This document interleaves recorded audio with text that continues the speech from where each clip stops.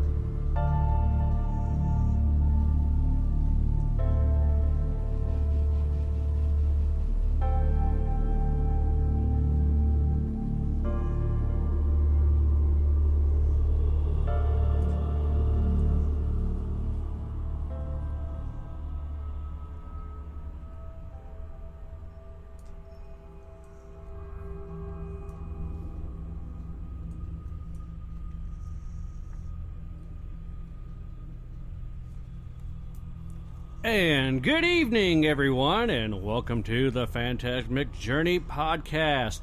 We are coming to you live from the PGH Studios. Syndication is brought to you in part by WGKC, Radio Live and Live 365. You can listen to the live broadcast via the Live 365 app for either your Apple or your Android phones. But if you choose to use your PC, go to www.live365.com, search for WGKC, and you'll be able to listen to the show live. Now on with some weird and crazy, possibly strange paranormal stories with Paula. What do you got for us today? Well, today is National Remembrance Day of 9/11, and everybody across the United States took a moment of silence, and there was different kinds of remembrances today. Also, today was National Make Your Bed Day. Okay. But anyway, on to the one back to 9/11. There was a lot of, we had a lot of people from across the United States that were involved in 9/11. True. And there was actually one in my hometown that was involved. They were in part of Flight 93. So, with that being said, I had found a poem online that I would like to read. Okay. It's called We Should Never Forget. Actions takes without regret. Heroisms we shall never forget. The ones who paid the ultimate price, let's never forget their sacrifice. And never forget the ones no longer here, who fought for the freedoms we all hold dear. And may their memories never wane, lest their sacrifices be in vain. With determinations that would not crack, who bound together in this ranks, and asked not a word of thanks, men who bravely gave their lives, whose orphaned kids and widow wives can proudly look back on their dad, who gave this country all they had. Let the world always remember that fateful day in September, and the ones who answered duty call should be remembered by us all, who left the comforts of their home to face pearls as yet unknown, and embodied of goodness on a day when men's hearts had gone astray. Sons and daughters like me and you, who never questioned what they had to do, who by example were a source of a hope and strength to others who could not cope, heroes that would not turn their back. That's sad. Yes. Now on to a couple of stories I have for tonight. Okay. Have you seen the ghost detecting stone on Amazon? No, I have not. It turns red if a ghost is nearby. It's been a big, huge, dear raging God. thing. I have seen it all over Facebook. I have seen it on different websites. Everybody is talking about this. It looks like a stone in the... Here's a picture of what it looks like. It looks like a piece of plastic with a light inside it. If you're undertaking a paranormal investigation sometime in the near future, here's something you might consider adding to your ghost hunter's toolbox. This stone allegedly detects the presence of ghosts, and you can get it right off of Amazon. Oh, dear God. Made by a Japanese company, Solid Alliance, the device called the Bacon Riziki proposes to indicate colorful lights, whether they are any supernatural being surrounding you at any given time. Whether or not if it actually works remains to be seen, but regardless, it's a fun little toy to look at as we move into the spookiest of seasons. Notice they did say toy. According to a press release from a recent edition of the device published in February of 2019, Solid Alliance first ghost detector was introduced in Japan in 2005. It apparently became a big hit in the subcultured market in the country, with lots of ghost reports being sent to the company and media. More than 200,000 of these devices were sold in Japan, and ever since then, Solid Alliance has periodically released new editions of their ghost detectors, including the little device we're looking at today.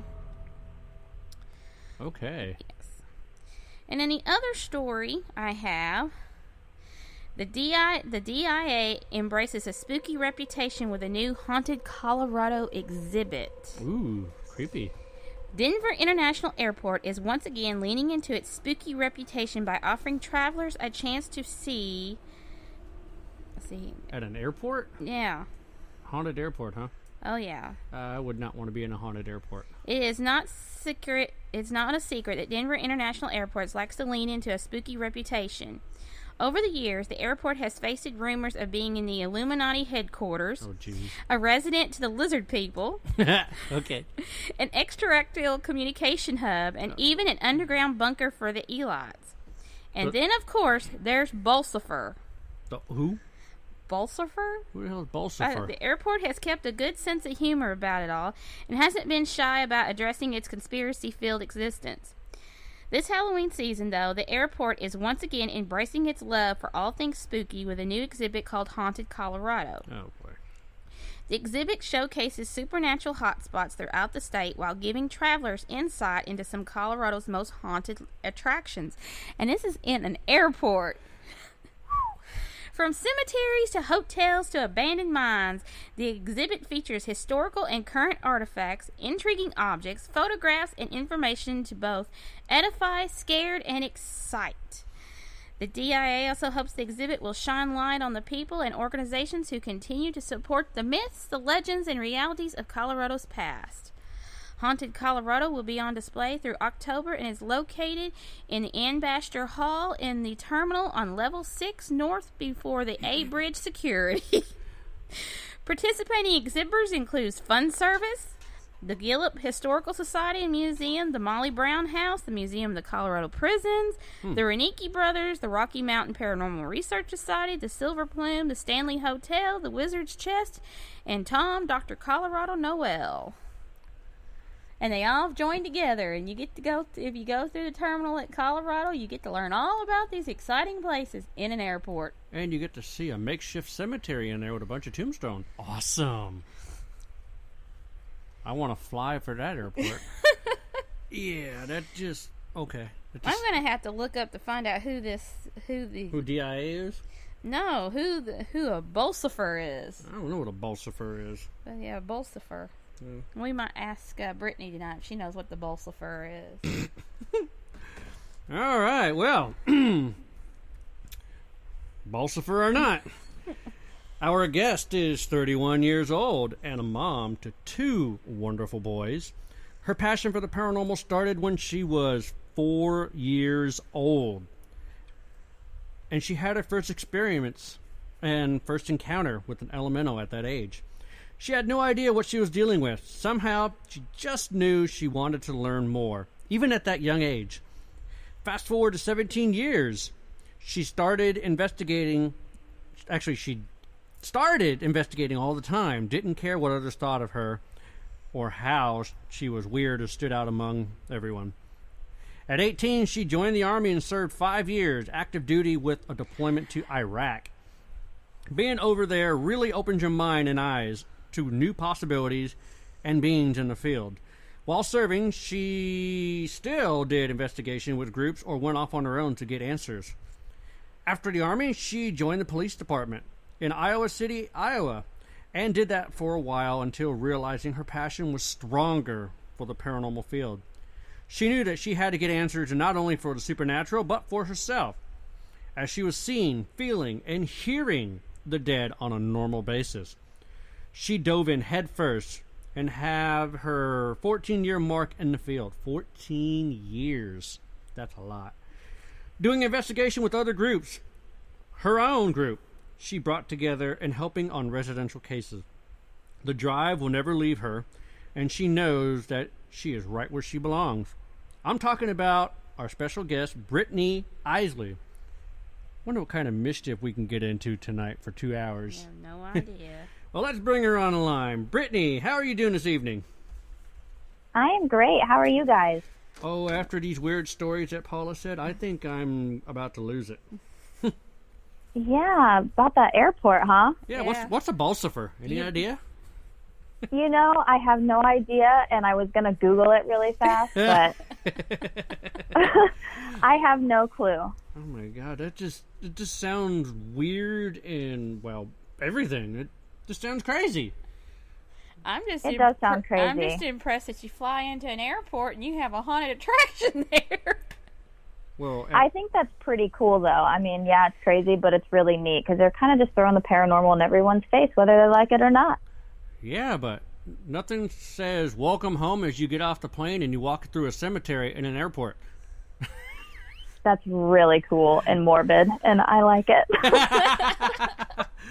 Oh man, that's just crazy. So let's see. Your passion for the paranormal started when you were just 4 years old because you had your first encounter with an elemental. Can you go ahead and explain that to us? Do what? Sorry. Can you go ahead and explain that to us? What do you mean by you had an encounter with an elemental? Okay, so when I was 4 years old, this is like the youngest that I can recall, I started having these dreams where I was actually awake, but I was dreaming, and I never knew what that meant when I was that young. So I was in one of those moments where I was asleep, but I saw my entire room, and I heard like this buzzing noise above my head, and I happened to look up, and there was a fairy flying in front of me. And at 4, I'm like, oh my gosh, it's the Tooth Fairy. Like, I knew you were real. I got to show my mom because she never believes me. Right. So this thing is just, it's hideous, by the way. You think of a fairy and you think they're really pretty. Well, this was not. Oh. But I captured it by its clothing. And I remember still, like, I could still feel it between my 2 fingers, my pointer and thumb. Oh, wow. On my right hand still to this day. Like, it was crazy. And I captured it, and I was like, I'm going to, tell my mom. And I remember screaming for my mom to come in the room. And then it was super angry, and then it just disappeared. And my mom comes running in the door, and she's like, what are you doing up? And I tried to tell her this story, but at 4 years old, I just had a vivid imagination. Mom, I don't know. And then from then on, like, I would see and hear weird little things like that, like elemental things. They were never really spirits, not for a while at least. So I was like, I don't know what I'm seeing, but this is really cool. And I had like all these weird little elemental friends. Huh. Well, you are the first that we have ever talked to with all the guests that we've had that had seen a fairy. Well, that makes me happy. That's just wow. And especially you trying to explain that to your mom. The tooth fairy's real. I had it in my fingers. I was going to hold it and wanted you to see it. Yeah, I know. And I was crazy, apparently, but it was crazy. I haven't seen them since then. Well, so I don't know what that was all about. At that young age, did you have imaginary friends? They were elemental. Like I would talk to beings in the trees. Okay, I swear I'm not psychotic. I have been checked. Oh man. You've been tested? So I have. The military had to test me, okay? Oh jeez. So but I would talk to beings like in the trees, like they would look like the bark of the tree, but they would have eyes, nose, mouth, and we would talk. And I've always been very connected to trees, still to this day because of that reason. And they were always my friends. So you are the real Alice in Wonderland. I guess so. Just hopping through life like a weirdo, talking to things in trees. Wow. That is interesting. I don't Lack know of better terms, yeah. I don't know what to say. That just... You know, I get that a lot. When I tell my story, people are like, what? Like, we thought maybe you saw a ghost. And I'm like, no, that's not what started this for me. I'm sorry. Okay, well, let's kind of go down that path here. Did you see little gnomes? I never saw a gnome, no. Okay.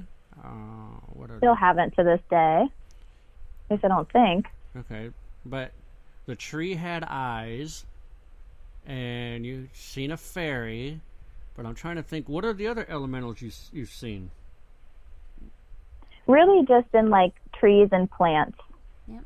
So, and I still even talk to plants. Yep. And I talk to my plants that I have now. Like, I clean them and pet them, and I'm like, you're beautiful, I love you. Keep growing. So, and I'm a total tree hugger, and I will hug a good tree sometime. And I teach my kids to do the same thing. Go love a tree. Well, that's not They have quite no how idea I heard what's it. in them. Yeah, that's not quite how I heard it when I was growing up, but yeah, I'll go with the one you said. Yeah. Maybe what you were seeing were nymphs of the woods. Maybe. I just learned what that was. Oh. She's over here going, maybe they were nymphs. I'm like, what? What the hell's a nymph? Oh, it shows a girl hugging a tree, too. Yes, that's what I'm saying. Oh, my God. It's the dryad wood nymphs were originally the spirits of oak trees from the Greek word dryos, meaning tree. But with the passing time, the name was later applied to all trees and wood nymphs. So she's a tree hugger, so she might be a nymph. Yeah, you might. Yeah, I may be. You know, that resonates with me very strongly. Because the fact is, you were talking about woods and trees, and that made me think of that. Well, check this out. Powers of a nymph. Beings, supernatural creatures possess a wide range of supernatural powers. Nymphs have control over the elementals in which they reside, and can also inflict curse, harm, injury, and death to mortals who invoke their anger. Dang. I don't know. Shit. Yeah, don't make me mad, Gavin. Goodness. Damn. Well, when she started describing it made me think of that. Well, I was trying to go down that path. I just didn't know what was between a fairy and a tree, except Alice in Wonderland. And then all of a sudden you just whipped this on out, and I'm like, oh. Well, I keep up with a little bit of Greek mythology. That's what my reason why I'm a historical researcher.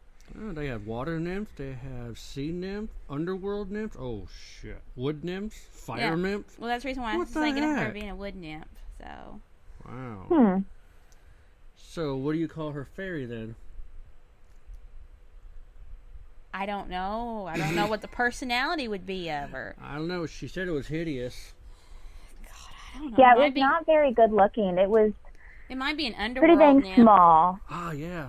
That could have been an underworld nymph. Yeah, well, it had like pointy ears, and it was like a gray-blue kind of skin color, and it had like almost a cone head and pointy teeth. It was not attractive whatsoever, but by golly, I was ready to catch it and show it to my mom. Okay, the underworld nymphs are called lampades or lampads. Were the torch-bearing nymphs of the underworld. They form a train of the goddessness. What's that big word? Persephone and What the hell is a Hecate. Persephone? Many underworld nymphs were described as daughters of the infernal rivers. Infernal? Oh, damn. Oh, I don't think that was it. Huh. Interesting. I mean, there's a big, huge category of that, of nymphs. There is like a very huge family of nymphs, and they are all categorized by different types and styles. So that might be something you could look into, because they have pictures for each style, and there's like several of nymphs. Fairy nymphs. There we go. Why not think of that? Yeah, Nymphs are human-sized mythical beings, while fairies are thumb-sized. But this wasn't a thumb-sized one. How big was the one that was above you? Oh, it was about thumb size. It was really small. Okay. Nymphs can be found within nature, like water, land, and mountains, while fairies can mostly be found in flowering plants. Fairies were once viewed as evil beings because they were the fallen angels of the ones who arose from the spirits of the dead. Oh, damn. Yeah. If you really want to get into it, we have to hook her up with Stephanie Bingham. She does. I knew you were going to say that, because I'm gonna ask her when I see her this weekend. Because she knows all about the fairies. She knows all about the blue lights. She chased one. Yes, she did. And the deal is the fact is that she wrote a whole book about it. Yes, she did. She has lots of stories about, and that was one of the things that she did. It was because it first started out a legend, and she came to be obsessive with it. And she knows all the different types, the fields, and if there are certain looks about them and stuff, and what does that mean. And she is like a open dictionary when it comes to that stuff. Oh yeah, I mean, she told us a story about chasing a blue light, and you're not really paying attention where you're going. Next thing you know, you're in the middle of the river, and if you can't swim, bye-bye. Yeah. That's crazy. That's terrifying. And they're really popular in southern Ohio. Glad I don't live in Ohio.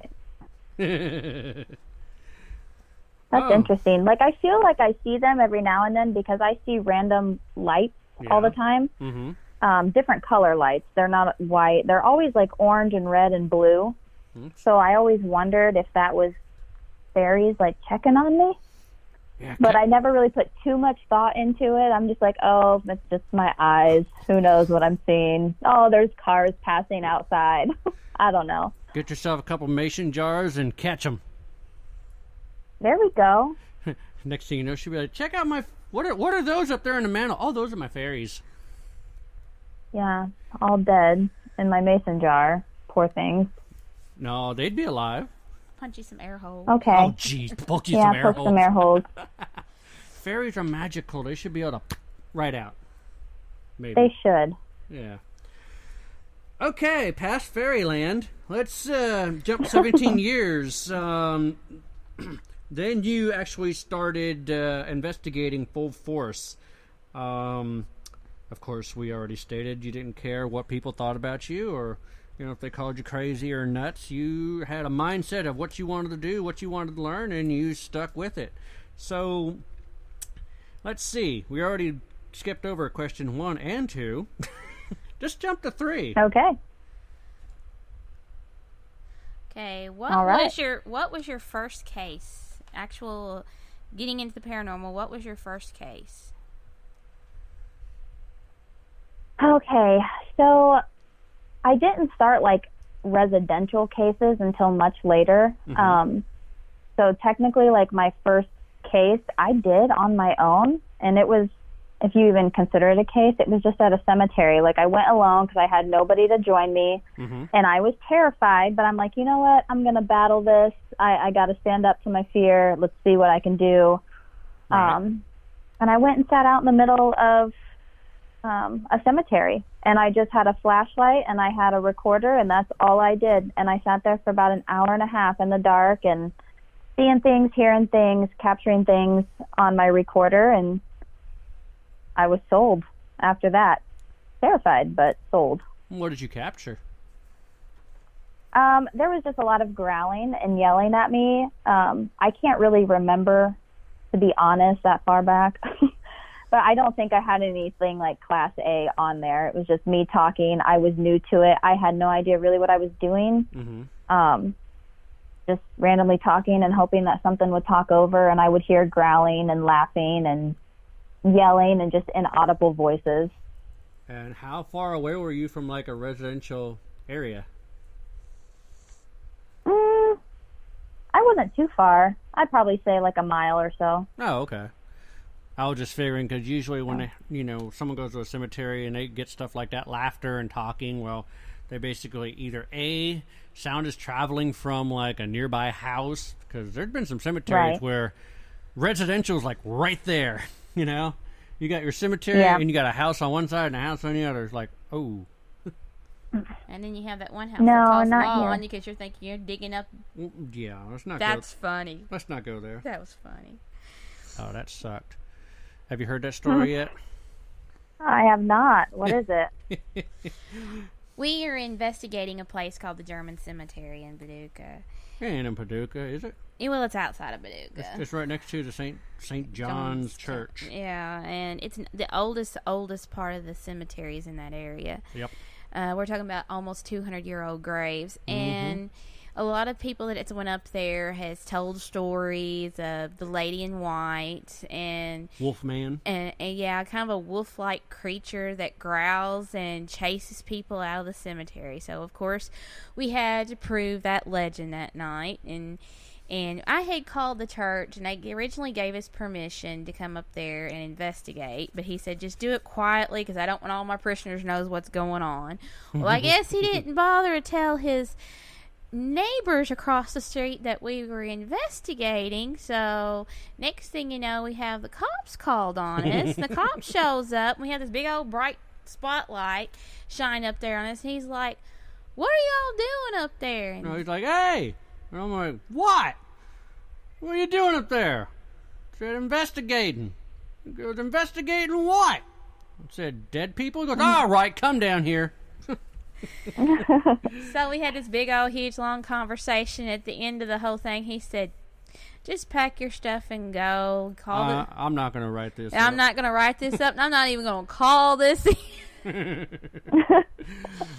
Oh, that's great. Oh, it was hilarious. Oh, we still have that EVP to this day, because he didn't realize that we were having our recorders on us, and we have that whole conversation recorded. And on camera, because I had the camera rolling. Well, it was awesome. The neighbors thought that we were grave digging. Yeah, I thought we were up there with shovels and metal detectors. And he looked at what was in our hand. We had a millimeter, a recorder, and a camera. He goes, that don't look like a metal detector or a shovel. I'm like, you're no kidding.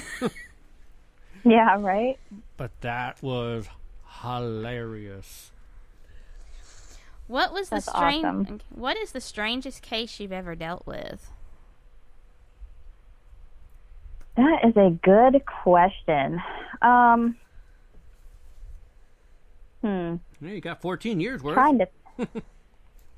I know. So, I think I was like 26 at the time. Maybe I was 26, and I was back home in Iowa, I believe. I was out of the Army and back home in Iowa, and I was with a group out of Iowa City, and I had to take the phone calls from these people, like when the clients would call in and like need help, and it was really intense. Like, I didn't know if they were really crazy or like if this stuff was really happening. And they had like claims of pretty much just like poltergeist activity going on. So then we just had to go check it out. And there was like, I literally saw a knife fly across the room, and oh wow, that was it for me. I was like, this is real life. So that to me was crazy. Like, I've dealt with a lot of crazy people, and maybe I shouldn't even word it that way, because that's a terrible way to word it. Nobody's crazy, but sometimes their stories are just a little far-fetched. Yep. So I thought I was going into a case like that, and there it was. And I saw a knife go across the room, and I was like, I can't believe I just witnessed that. Wow. And there was no way there was like nobody near it. We were all standing together in a doorway and just watched it go. Huh. Well, I can definitely relate to that one. Actually, we can. We were at a place called the Industrial Slaughterhouse in Fancy Farm, Kentucky, and we had 5-inch deep weld sockets thrown at us. Jeez. And I don't know if you've seen the picture on my Facebook page, but I'm holding up a 2-inch piston, or what it looks like a piston. It got thrown at one of our investigators' back. She got hit square in the middle of the back with that piston. Oh, goodness. Oh, yeah, it was crazy in that room. I mean, it's just amazing. All of a sudden we hear this loud clank. What the heck is it? And look down below, down by our feet. It's a freaking 5-inch deep weld socket. Those sumbitches are heavy. Yeah, they are. And they're getting thrown at us. Yeah, they're getting thrown at us. I never had a knife thrown. Have you ever had a knife thrown at you? No. No? Just deep weld sockets? Just deep weld sockets, and our poor Sammy. Well, we had a nail thrown at us, too. Yeah, that was the same place. Yeah, that place was hardcore. Yeah, poor Sammy. I've had like rocks and things like that thrown at me, but I don't, if it was directed to us per se, but we definitely all saw it happen. So yeah, it's more like trying to get your attention, like, hey, kind of throwing a rock at the window to get your attention. Yeah, I just picked up a knife. That's pleasant. Oh, that one I don't know about. Yeah. Now, what was the type of environment at that house where the knife was thrown? How many people were living there? There was 5 people there, and they weren't like very clean and in very good condition in general kind of people. The kids, they had a boy and a girl, and like the claims with them was they had like evil stuff within their rooms, and so of course we went to investigate all of that, but it turned out it was just a lot of poltergeist activity. We didn't find evidence of any human spirit there, so right. I think a lot had to do with what they were creating themselves in their own home environment. Yeah. So it was probably the little girl. Yeah, I don't know. Honestly, I don't know. I got a lot from the mother, so. Yeah, that's true. But while you did that, did you happen to make her leave the house so you guys could do the investigation? Yeah, we did. So when we saw all that stuff in the beginning, that was like the prelim interview, and then we did the walkthrough, and then we'd send investigators like, go get a sweep of this, do an EVP session in here just to kind of see what we're working with. When we have claims of an evil spirit, and obviously we need to go a little more in depth than, Casper the Friendly Ghost in a house. Right. So when she was gone and you guys did your investigation, did you get anything, or was everything dead? It was dead quiet. Until she came back. So, yep. And then everything started acting up again, EMF stuff going off, and it was an interesting case. So I was like, well, this is you. And, we had to talk to her about, maybe talking to somebody and like just clearing her mind, meditation, things like that, because she was, at least we believe that she was the one that was causing all the issues. So she must have had a lot of stress, a tragedy strike, and something like that. Yeah, I mean, their household wasn't the greatest. So I'm sure that had a lot to do with it, and just kind of the upbringing that she had along with her husband. And But it was sad. It was crazy, but it was sad. It's just amazing how someone human can actually manifest to make things move. I mean, Isn't that brilliant? yes and no. I know that it has to do with anger, and like when you're really, really, really pissed off, and you just like can't control it, things will just fall or things will move. I can actually vouch for that because there's been some times when I've been really, really pissed off, and of course you know why. But I had stuff actually fall off the walls in my office, and there's just no way for it to fall. It's just like all my energy is just radiating out, and it's vibrating so bad that it's just moving stuff. And of course I'll throw stuff. Ain't that right? Yeah. Yeah. Yeah. I've burnt light bulbs out before. Oh wow! When I get really, really stressed out or extremely angry for whatever reason, the light bulbs that I'm near will just like fizzle out. And I'm like, oh, that's cool. I've only done that about a handful of times, but it's really neat. Oh yeah, it is kind of neat. But then it kind of freaks me out because I'm like, who the hell threw that? And I'm like, oh shit, I did it. Oh, it's blacked out for a minute. Dang. Yeah, I'm just like, okay, well, hell, if I can do that, I want to move that can. Doesn't work. Yep, and then it doesn't work. Yeah, you just gotta get. It's that raw energy and emotion. That's what it is. Yeah, you gotta figure out how to control that, to turn that on at any given time to move stuff. Well, you also got to think about it. We only use a small percentage of our brain. What happens if we actually use our full maximum of our brain? We'd explode. Yeah, that's what I think. We wouldn't be able to handle it.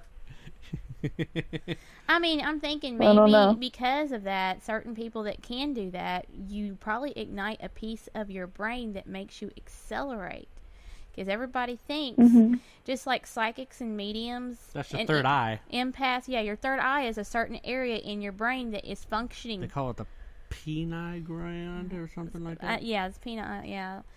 And it's one of those things that people have more certain, ones that have it is more active, and that's the reason because of that is because that's how people are psychic or empaths or mediums to that extent, because they have that source and their brain opens that source to them.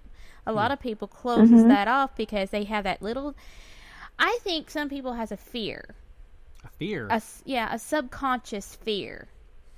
That I think a lot of us. I agree. That a lot of us does not want to completely open. Everybody says they have ability to a certain extent, and some of us might have small abilities, some of us might have grand abilities. But I believe that we have a subconscious fear that we do not know about that can cause us from not having that privilege.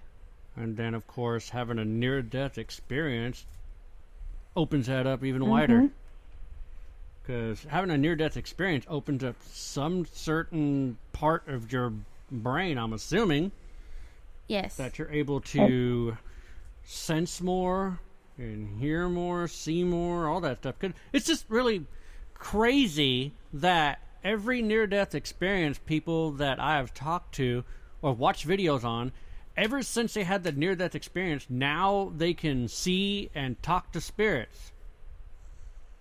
Yeah. It's just strange. So obviously, basically, the fear of dying opens up that port of your brain. Maybe. Because then all of a sudden, you die. You're freaking out about it because you're like, what's gonna happen with my family on the other side? I'm gone. How are they going to survive this and that? So you have your fear of dying, and you're dead, and you go to the other side. Next thing you know, hey, you ain't supposed to be here. Go back. Thank you. And then you come back. But when you do, you got this new ability. Well, I mean, a lot of times it's children. I mean, you started it with the fear.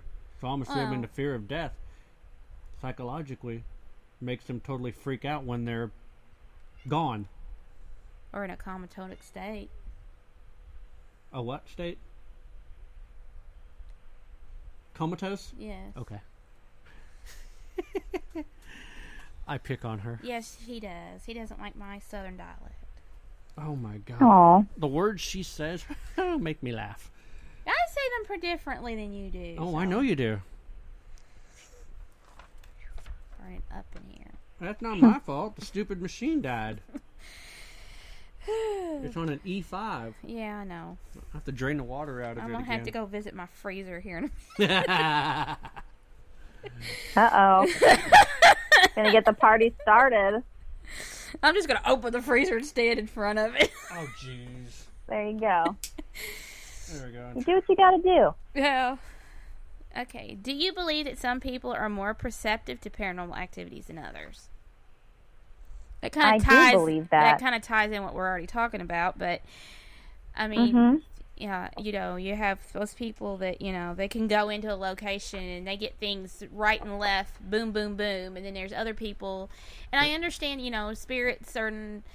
They're not on a time clock or whatever, but it's amazing that you can have one person can make a different effect in an area compared to not having that person there. You know why, right? Are we getting into the gypsy blood thing? No. You gotta think about it. Theoretically, every location is haunted. They're loaded with spirits. Okay, this is my theory. Yes, they don't work on a time clock, but they are there. If they are comfortable with you, then they will talk. If they're not comfortable with you, then you don't get squat. So basically, it really takes a person that goes in there that's open mind, no negativity whatsoever, positive vibes that the spirit can actually be comfortable with, then you'll get activity. And you can possibly get that everywhere you go, as long as you go in with that mindset and you're able to have the spirit be comfortable with you. Wouldn't you agree on that? Oh, I do agree with that, 100%. Woohoo! Brownie points! Ding, ding, ding, ding, ding. Oh, I need the applause button. Where's that at? Damn. You do need one. Hit a red button. Have it on your desk. Oh, no, you don't want to hit a red button. That'd be a bad button. Oh, Yeah, like when you press it and then you hear all the clapping. I was thinking of like a studio and you'd see the red button and it comes up like clap or applause. Oh, yeah. Okay, there you go. They usually call it the, what was the name of that little button you had? Where you slap it, it was the dance button or the jam button or the... Oh, that little... The boogie button. Oh, yeah. Some stupid thing. Yeah, okay. The bop it. Huh? Oh. Oh, Jesus. That was my jam. Oh, man. Oh, I lost that so hard all the time, but it was so much fun. Bop it, huh? Oh, Heck geez. yeah, I bought like a little mini one for my oldest son a year ago. And he was like, I don't know what to do with it. And I'm like, don't worry, Mom will school you. We got this.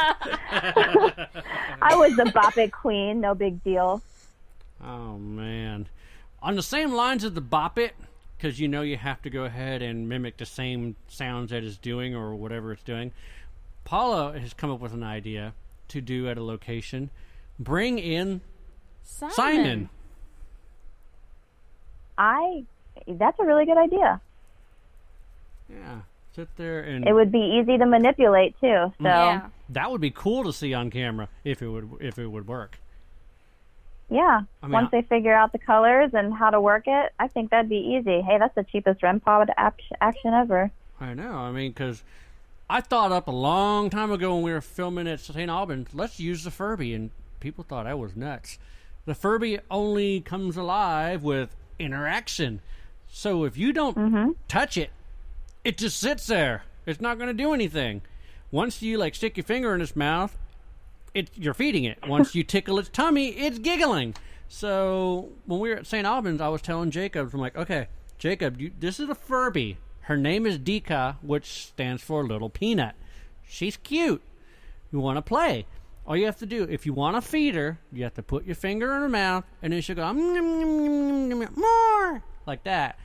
Or you want to make her laugh, tickle her tummy. I said, no, go ahead, Jacob. You go ahead and play with Dika. And all of a sudden, we heard Dika getting fed and then giggling. Oh, and while we're sitting there, all jaws on the floor, eyes out of our heads, camera on everything, we're just like, what? Yeah, it actually worked. Yeah, that's really cool. And that's awesome that you think outside of the box like that, because a lot of people do not anymore. Yeah, sometimes we think out of the box, we get our asses shot, don't we, dear? Yeah, we get ridiculed. Oh, yeah. Like, you know what? Who cares? You guys are trying something new. That's good. That's what the paranormal world needs right now. Well, see, I'm always one of those. I'm the, I do historical research. I do like really, really, really in-depth history. And one location that we were at, the story just didn't match what I felt personally, because sometimes I can lead off to my feelings of certain things. Like if I look at something, like I'm getting papers or I'm studying on something, and then something just sparks my interest in the research, going, okay, maybe this is what this is supposed to be and not actually this. Mm-hmm. And so the location we were at, supposedly 2 deaths happened inside the building, and it actually, I couldn't document the deaths inside the building. I could document the deaths at a different location down the street, but I couldn't document the deaths in that location. One being a beheading and the other one being whipped to death. Ouch. And so I could not find any of the, showing that it was that they died in that. Everybody was saying they died in that location. I'm like, no, they did not. But they said, oh, the place is severely haunted. I was like, yeah, it can be, but let's find the backstory on it. So we go in and we get into the backstory of it and found out there was a major tornado that came in the area back in the early 1970s, before we had the alert systems that we have now. And basically the tornado was there upon them. They didn't have time to take cover. They didn't have time to get wherever they need to be to try to be safe. 32 people died in that town. Yep. 14 of them died within the surroundings of this building. One was getting their hair cut. One was getting a haircut across the street with the beautician. The beautician got killed. The person that she was working their hair on got killed. The secretary inside the courthouse got killed. And that courthouse was right beside the building. And it was just devastation beyond devastation. So I thought, we came in. I came up with a plan in case we didn't get the activity that we wanted. Some people thought we were doing damage to the spirits. And I was just trying to relive a story that they went through. Yeah. And basically, we produced our own tornado. Yes, we did. We had the sound, we had the wind velocity, we had the whole surrounding as if the building was being sucked in. Mm-hmm. We did that for a total of 5 minutes twice. Yep. After that, the building came alive. Something was chasing you guys up the stairs. Oh, it was chasing us down the stairs. You got growled at? Yeah, we got growled at. I got whistled at. I got all kinds of stuff. And then we started doing EVP sessions, and we started doing different activities. And REM pods were going off, and it just got nuts. And everybody criticized us because they thought we were tormenting the spirits by doing that. No, we were doing a reenactment. And it brought activity up, which it did. And it was phenomenal. I mean, sure, the sounds were kind of crazy because it was the tornado sound from Twister, where you're hearing stuff flying and hitting and people screaming. I mean, they were pissed off at that because they're like, well, the spirits don't need to be antagonized and hear all that agonizing pain and suffering and stuff that they went through. It's like, we're actually doing a reenactment. We're not trying to torment anybody. And it's called thinking outside the box. But yeah, we got our butt shot. But yet you have places like Gettysburg that do yearly reenactments. And what does that do to the battlefield? Right? You know what I mean? Oh, yeah. Like, what is the difference? Speaking of Gettysburg, that really blows my mind that place is highly visited daily, monthly, yearly, and it's still highly concentrated with paranormal activity. Just blows my mind. Yeah, all that blood just soaked deep in the ground. That's never going anywhere. No, especially by Blood Creek. Well, that's where we had some weird stuff. Yep. Yeah, we had strange stuff go on at Blood Creek. That was kind of crazy. Next. Okay. I know that you said when you first started out investigating, you just had a flashlight and an EVP recorder. The question is, what do you do now to do your basic communication with spirits? Do you do the same concept, or do you do different strategies? Well, it really depends, because I am a feeler as well. I see, hear, speak to the dead. So I go in with just myself first to try to like get in tune with what's going on. Mm-hmm. And then I just keep it pretty simple. I usually have a recorder on me, a spirit box, and I use a lot of my spirit box. I really, really enjoy that. Mm-hmm. And that's really what I do if I do any sort of sessions alone. And then I'll get I have an SLS camera. That's my baby. And I'll use that everywhere I go. Mm-hmm. And I'll use that with my spirit box and a recorder somewhere else, to try to match everything up if I capture something on screen and move forward that way. But I keep it pretty simple. I don't like to carry a lot of gear around. That's not exciting to me, and it's heavy and it gets in the way. So True. I just go in with minimal stuff, and that's how I do it. I just throw it all in my vest. And it depends on the location too. Yeah, I just throw it all in my vest and carry it. Yeah, I don't have a vest. I need one. I do have a fanny pack, though, and I'm pretty proud of that thing. It's my paranormal fanny pack. Paranormal fanny pack. You ought to market that. The paranormal fanny pack. I know. Soon. I need to, embroider the dang thing, because it comes in handy. I put, all my little sensors in it and, flashlights and other little things I can carry around, my speakers for my spirit box, and yeah. It's handy, and I don't have to carry anything on my back. Yeah, that's true. That's the reason why I carry a vest. And then I also have this, I don't know if you've ever seen it. Paul Bradford created it. It's kind of like a pouch that goes on your knee, but it has a strap and also has another pocket. So it's kind of Yeah, we had those in the military.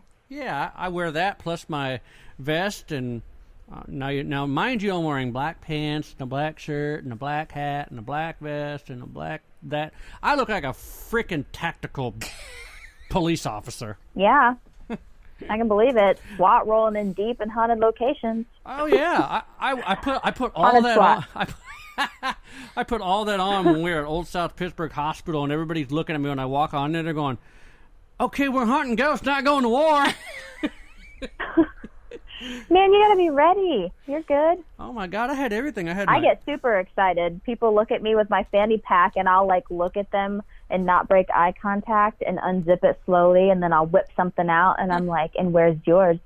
I was like, "Mine's right here on, in front of me. It's easy to get to," and they want to give me shit about my fanny pack. Get off. Oh yeah, I usually get people ragging on me about my vest, but you know what? I got up at the the left chest area. I've got my Altic Lansing, and the other area where the bullets go. I got one pocket there for the SB7. On the other side, I got all batteries, and then I got my big pockets that go all the way around. I got one for my thermal gun. I've got one for my millimeter, my K2. On the other side, my trimeter, the Ovulus 3, the laser, another millimeter, flashlight, and then on that pouch that I got, the Eddy, and another flashlight. And I'm walking around with all this stuff. I got everything. It's like, while people were investigating, I heard, "Hang on, I'll be right back. I got to go get some batteries," or "I got to go get this." I'm like, mine's right here.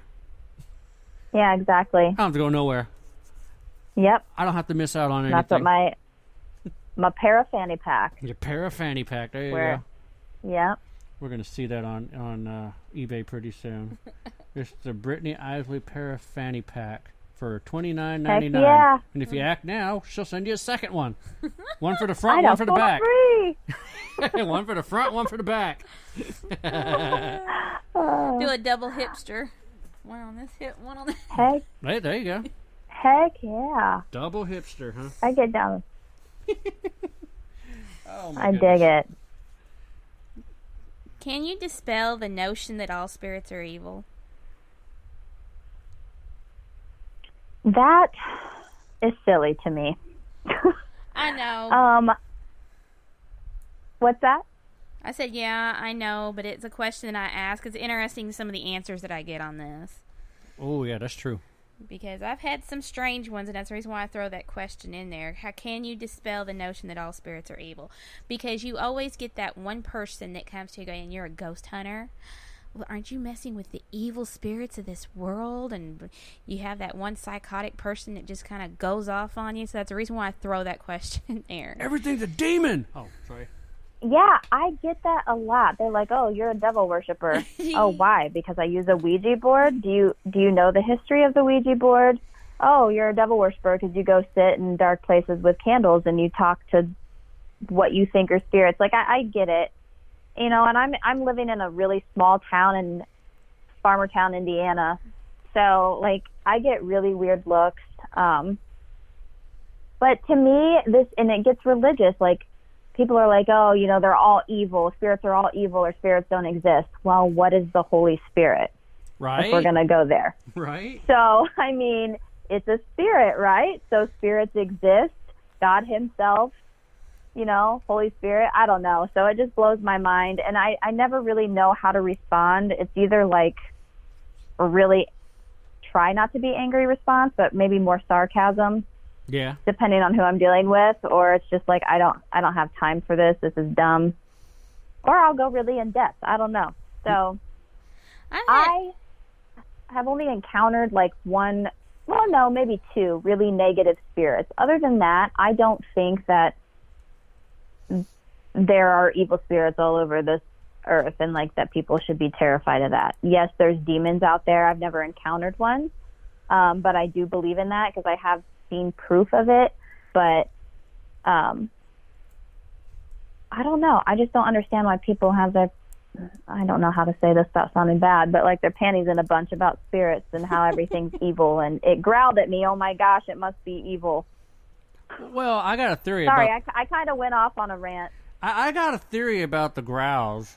See, we've had a lot of people ask us, not the ones that actually know stuff about paranormal, but, the ones that kind of come up to you and go, so, you talk to dead people, right? Yeah. How come it's always you basically talk to and see people from the Civil War? What happened I was thinking of this last night. Okay, go on. Yeah, and it's like, well, why can't we see, how come no one talks about seeing cavemen and dinosaurs? I'm like, aha, but you are. You know that growl that you're getting in a haunted asylum? That's a velociraptor. Oh, man. I'm sure they love that response. I was like, I win. But yeah, it's true. Everybody keeps asking, how come that whenever you do a session at a haunted location, you're always coming up with Civil War people or World War I, World War II? It's like, why is it's all that era instead of stuff that is our era? Or in the past 20 years. And, of course, we've been getting lots of different explanations on it. Porter had the best one from Tennessee Race Chasers. But they say it's kind of like... Well, actually, who was it that said it was like Beetlejuice? Like when you're in Beetlejuice? Great analogy. You've got all these rooms where all the souls are, okay? It's like you're in a class, in other words. And you have to work your way up, in other words. So they got this whole group that is working their way to have more energy to manifest, to come out to us. And unfortunately, that is the World War I, World War II, and Civil War people. The other ones haven't really made it up. Yeah, they haven't really made it up to their level yet. So it's just them. That was weird analogy. Like Beetlejuice. Yeah. Beetlejuice. Ah. I love that movie so much. Me too. And they have another one coming out. No, they don't. Oh, it's I know. Fake. They really do, don't they? I thought I saw something on it. No, it's a fan trailer this guy created. But Michael Keaton did sign a contract. They are making a second one. They've already got it on the listing. Oh, well, if they are, but it's not coming that trailer's fake. It's not coming out till 2021. Oh, damn. But that trailer that you've seen where it shows Gina Davis and Alec Baldwin and all them, that's all fake. If you look at it, you'll notice that there's scenes from different movies in there. Yeah, and the one with his head spinning real fast, that's from a video game. Okay. But yeah, that I clearly didn't watch it in depth.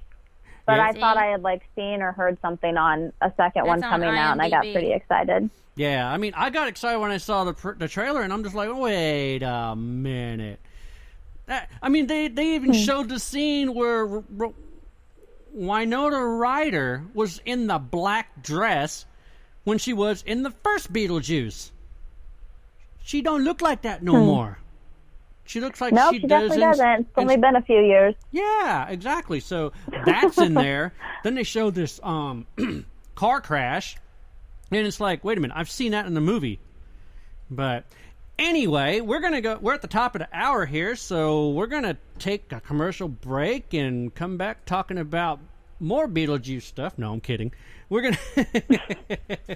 gonna continue on with the other questions that Paula's got, and we're probably going to get a little more in depth in some of these topics. So, you're listening to the Phantasmic Journey podcast, coming to you live from the PGH studios, and we'll be right back after these messages. I spend a lot of time in the backyard, and I'm the center of attention at summer barbecues.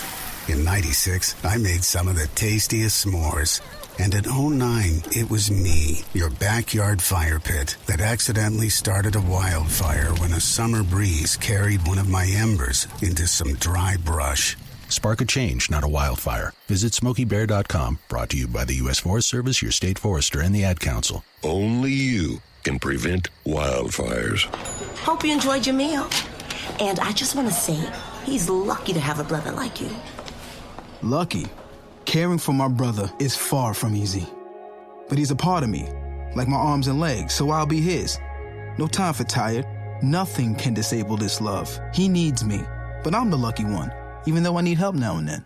If you're caring for a loved one, visit aarp.org/caregiving for care guides and community. Support for your strength. Brought to you by AARP and the Ad Council.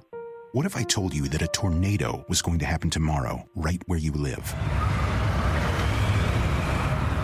That it would touch down at exactly 3:17 p.m., and I told you the exact path it would take. You would, of course, prepare. You would talk with your loved ones, and you'd make a plan today. It's true, I can't tell you a tornado will strike tomorrow, but shouldn't you have a plan anyway? Go to ready.gov/communicate and make your emergency plan today. Don't wait. Communicate. Brought to you by FEMA and the Ad Council. This is Mario Andretti. You know me as a race car driver, but I'm also a Meals on Wheels volunteer. I've raced against the sport's biggest personalities, but I've never met more vibrant, amazing people than the seniors served by Meals on Wheels. You can make a difference by dropping off a hot meal and saying a quick hello. So, America, let's do lunch. Volunteer your lunch break at americaletsdolunch.org. This message brought to you by Meals on Wheels America and the Ad. What are you wearing right now? Nothing. That's right. So mommy's going to teach you how to dress yourself. Underwear always comes first, name tag at the back, then pants, then shirt. Get the first button in the right hole or you have to start all over. Socks going first, then shoes, right on right, left on left. With shoelaces, just take the ends, cross them over, switch the loops, the rabbit goes down the hole, pull tight, and you're left with bunny ears. Got it? Why are your pants on your head? Most parenting is hard to do in just 2 minutes. But 2 minutes twice a day making sure they brush their teeth is easier, and it could help save them from a lifetime of tooth pain. Visit 2min2x.org to find out more. A message from the Partnership for Healthy Mouths, Healthy Lives, and the Ad Council. This message is for all of you sitting in the passenger seat. And apologies if it gets a little uncomfortable. But how does it feel to be at the mercy of someone who thinks a random text is more important than your life? Someone who takes their eyes off the road while speeding along in a 3-ton hunk of steel. Freaky, right? Well, why not just ask them to stop? Or better yet, volunteer to text for them. It might be a little awkward, but believe me, you'll live. Learn more at StopTextStopWrecks.org. Brought to you by the Ad Council and the National Highway Traffic Safety Administration. We are live outside the home of Joe and Rosie Goddard, where a pretty big tickle fight broke out just minutes ago. Sources say their father instigated the laughter. Let's go inside for a comment. Apparently, they have no comment. Dads, let this be a reminder that it only takes a moment to make a moment.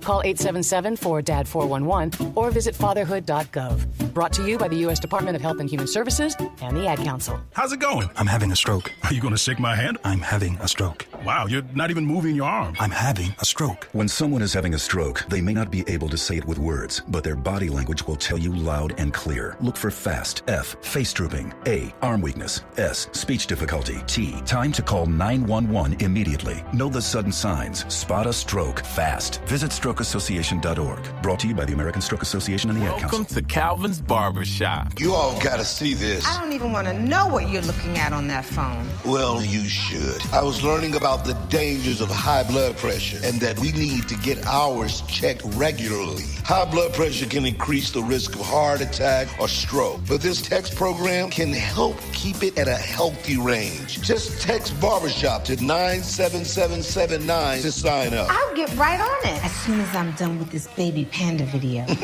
Text barbershop to 97779. A message from the American Heart Association and the Ad Council. Welcome to Calvin's Barbershop. You all gotta see this. I don't even want to know what you're looking at on that phone. Well, you should. I was learning about the dangers of high blood pressure and that we need to get ours checked regularly. High blood pressure can increase the risk of heart attack or stroke, but this text program can help keep it at a healthy range. Just text barbershop to 97779 to sign up. I'll get right on it as soon as I'm done with this baby panda video. Text barbershop to 97779. A message from the American Heart Association and the Ad Council. It's important to plan ahead for emergencies, like the storm. When it kicked in, we had a plan. We were able to get in touch with each other in no time. Idea how to find each other. The whole experience was the fine. most frightening 10 hours of my life. If there's one piece of advice I'd offer other moms out there, it's to stay calm and keep to the plan. Some parents plan ahead, some don't. Make sure you know where to find your family in an emergency. Start your plan at ready.gov. Brought to you by FEMA and the Ad Council. It may be hard to believe, but people just like you are already saving money. FeedThePig.org makes it easy. Their simple savings plan teaches you how to start saving without going overboard. So you don't need to start foraging wild berries. I was skeptical, but these are actually pretty good. You don't need to sell your soul to the devil. $15 is the best I can do. You just need FeedThePig.org. Don't get left behind. Get tips and tools at FeedThePig.org. Brought to you by the American Institute of CPAs and the Ad Council. Welcome to Calvin's Barbershop. You all gotta see this. I don't even want to know what you're looking at on that phone. Well, you should. I was learning about the dangers of high blood pressure and that we need to get ours checked regularly. High blood pressure can increase the risk of heart attack or stroke, but this text program can help keep it at a healthy range. Just text barbershop to 97779 to sign up. I'll get right on it as soon as I'm done with this baby panda video. Text barbershop to 97779. A message from the American Heart Association and the Ad Council.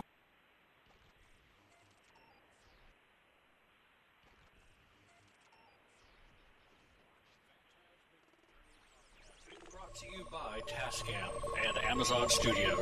For more than 30 years, Tascam has developed products for every segment of the sound and music industry. From the high-end audio professional in a major post-production studio to the novice of hobbyist at home, Tascam is everywhere. They are a company committed to providing their customers audio and video solutions that enable breakthroughs by using sound in ways that are exciting as they are accessible, even recording the voices of the dead. You asked for a non-scripted paranormal TV show.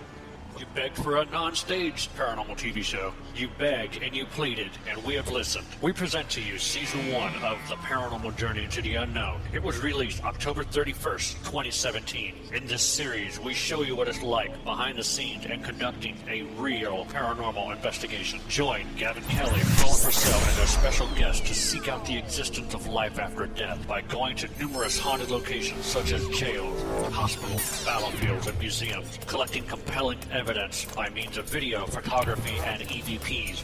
In this season, the crew investigates the St. Albans Sanatorium, Old South Pittsburgh Hospital, Jailhouse Pizza, and the famed Monroe House. And you can watch Season 1 of The Paranormal Journey into the Unknown on Amazon.com right now. Season 2 and 3 will be coming soon.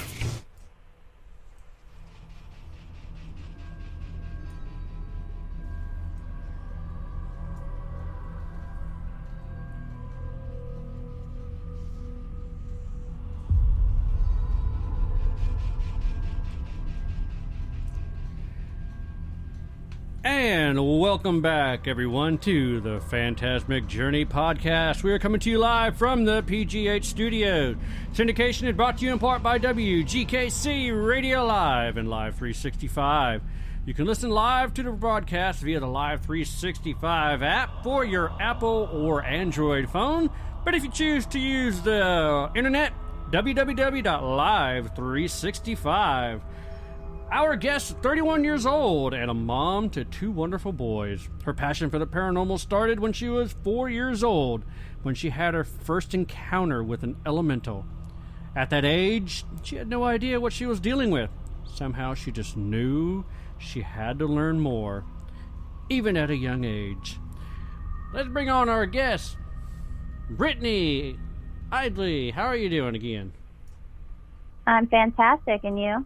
Hanging in there. Let's see. Yeah. Before we went to break, we were talking about Beetlejuice, weren't we? We definitely were. Oh, man. That is kind of crazy. But a lot of people talk about, the way how they're all waiting in that room, waiting with their long number. It's like, now taking number 4. And dude got 1,336,000, so it kind of makes sense. So, yeah, I could maybe see that, but I just don't know. That's funny, though, because I was thinking about that either earlier today or yesterday. I was like, why don't I see anybody that just passed recently in, like, the last 15 years? Mm-hmm. I mean, I've ran into a few spirits like that, if they come through for loved ones, but other than that, it's all, like, 1800s. Yeah, it just doesn't make any sense. And the 1900s, yeah, early. Yeah, and it's like the loved ones that come through, they're basically kind of sort of on a time limit, I'm assuming. They get to come through, let the loved one know that they're okay, they're in a better place, no need to grieve for me anymore, and then they're gone. Never hear from them again. So it's it's kind of like that sometimes. So I've definitely had a few that are very nagging and keep coming through. So it makes me wonder why or how they're able to do that. And if a message is across, like, someone gives that message, what is their purpose to still keep coming back? Well, they just don't want to I guess that's leave. why we do what we do, huh? I guess. Okay, your go. Yeah. Okay, what can you tell people who are afraid of the supernatural? Get the salt. It would just really be tough love. I'm going to just give tough love. Like, just, you need to go out and try it. Don't bash it if you don't know anything about it. Don't bash the people that are in the community doing what they are passionate about and what they love. Mm-hmm. And if you're scared, you go out and face that fear. It's the only way you're going to learn, only way you're going to get better, only way you're going to be able to understand anybody else. And that's like really big right now. Everyone's bashing everybody anywhere in America. You know what I mean? So. Oh, yeah. And different topics, not just the paranormal. It's going on in country music, too. I mean, as you know, I have my own country music radio station that runs every Monday, Wednesday, and Friday, and there are feuds going on in the country music industry. Totally blows my mind. Really? I have not heard about it. It's going on everywhere. Even Bigfoot hunters, Nessie hunters, cryptic. It's everywhere. Everybody basically is wanting to be the next best thing. It's sad, but it's true. And I don't understand that, because the only way for someone to be the next big thing is if they have the support from everybody else in the community backing them, and surrounding communities. Like, I never understood that. Like, I'm going to bash you because I have this many investigations under my belt and you don't have this experience, and I do this and you don't do that, so I must be better. It's like, it blows my mind, and it makes my head spin. Yeah, I mean, we're all in this together. We're all trying to achieve the same goal. We're not trying to be better than each other. We're all learning together. We're like all students of all nationalities, a major melting pot of students learning and experimenting and trying to, document more proof of the paranormal. There are no experts. There are no professionals. Nope. But, God, they really love to shove that down our throats. Oh, especially with, but I have an award where I am the top investigator. And I'm like, hey, are you talking about my award? No. Yeah, I don't have an award. I mean, there's this one guy out there, and I mean, I don't try to get in other people's business, but there is gullible people out there who are so into themselves. And this guy belts around that, well, I am labeled as one of the top 10 paranormal investigators in the world. I have a certificate to prove it. Woohoo!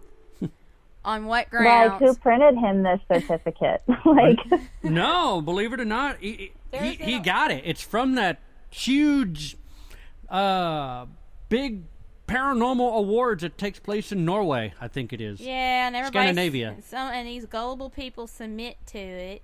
And you're going to have the top historian researcher. You're going to have the top investigator. You have the top equipment designer. Now, the equipment designer one would be kind of cool, though, because the fact is... There's so many out there. There's so many of them, and you could take all their technology and boost it to different levels that, someone has to actually look at it, play with it, get the feel of how it's investigate with and all that stuff, and they have a criteria they have to pass. That one's kind of cool. I would be interested in how they judge that. Yeah. But the other ones, it's just maddening. It's just maddening. And then you get a trophy and a certificate. Woohoo! That's pretty cool. I'm totally applying for that. I'm kidding.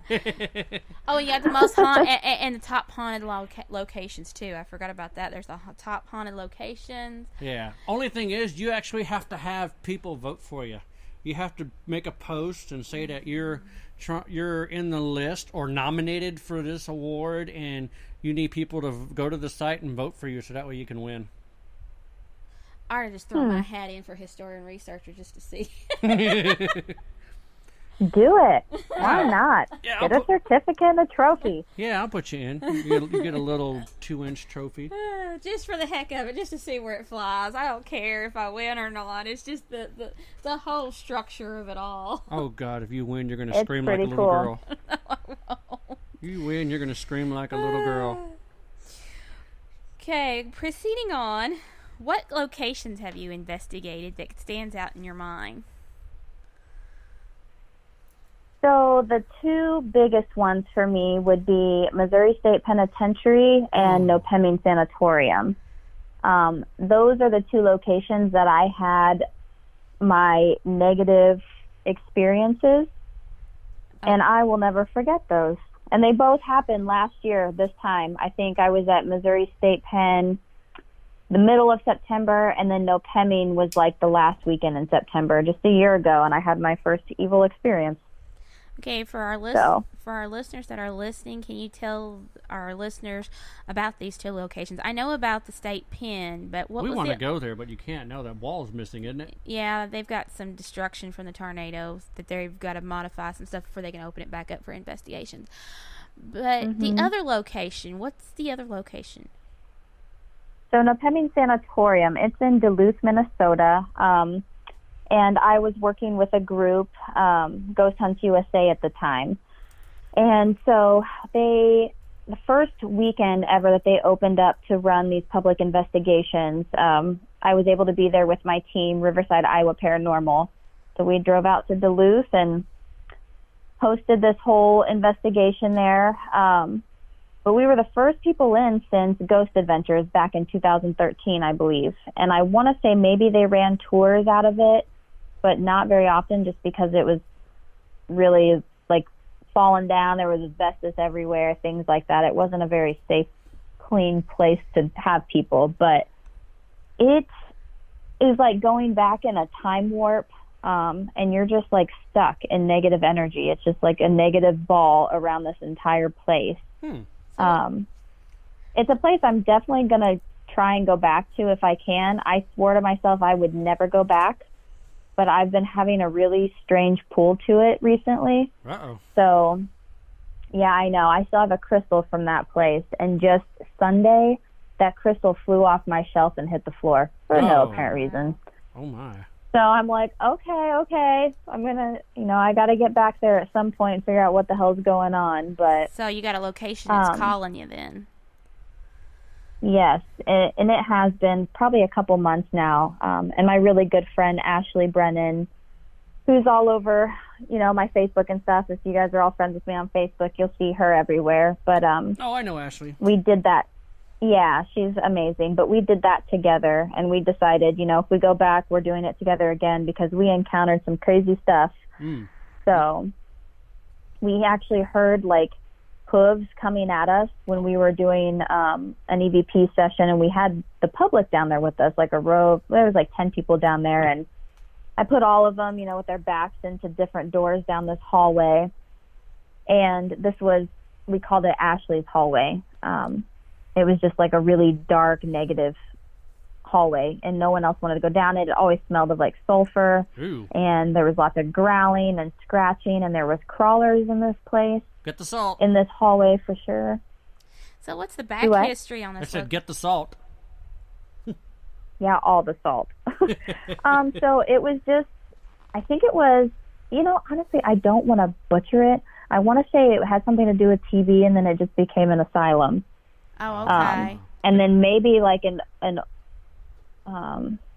old person's home. I'm not exactly sure. A nursing home. I'm really bad about the history. I'm just going to be upfront about that. I don't like to know history before I go to locations because I like to get a cold read on it, and then after I'm done with my investigation, I take my findings to someone and then try to validate them that way. But other than that, I will not dig into anything when I go to a place unless it's, a residential case, and that's a little different. But yeah, we usually do that too. We don't dig into it until after the fact.